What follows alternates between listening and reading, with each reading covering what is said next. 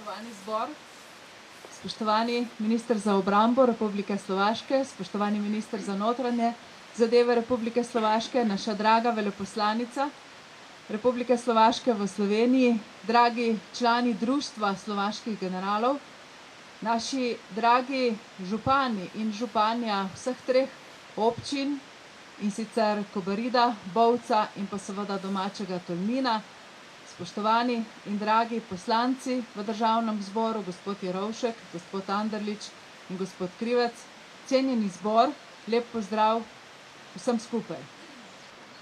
Velika je moč spomina, ki nas je tu v Ločah pri Tolminu zbrala iz Slovenije in Slovaške.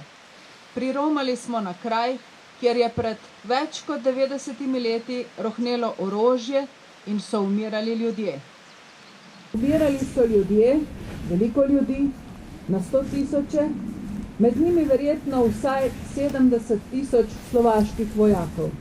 Prišli so iz Bratislave, Trenčina, Lučenca, Prešova, Košic, pa še odkot.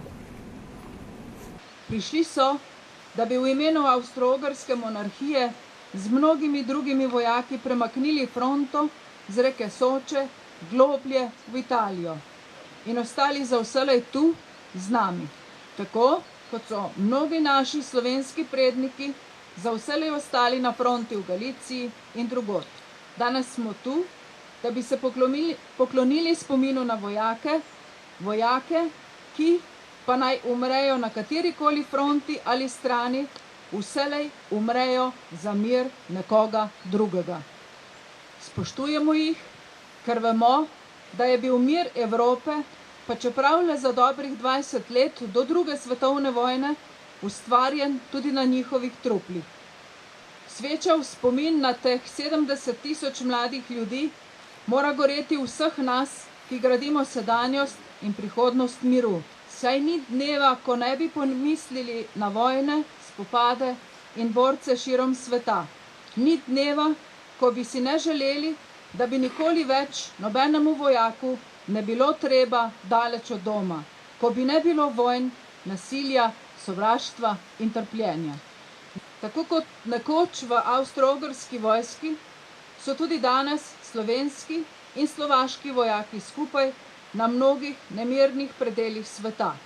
V Bosni in Hercegovini, odkudar je pred 96 leti šinil plamen spopadov v Evropo, na Kosovu, v Afganistanu.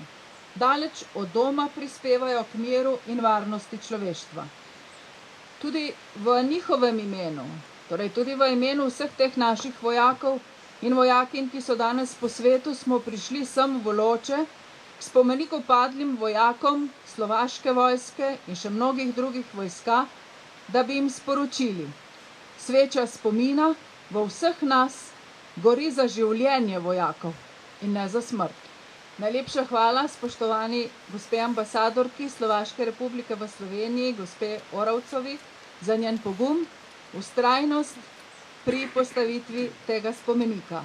Naj za vselej ostane kraj skupnega spominjanja na naše prednike in skupno zgodovino. Naj bo vir in navdih prijateljstva in medsebojnega spoštovanja.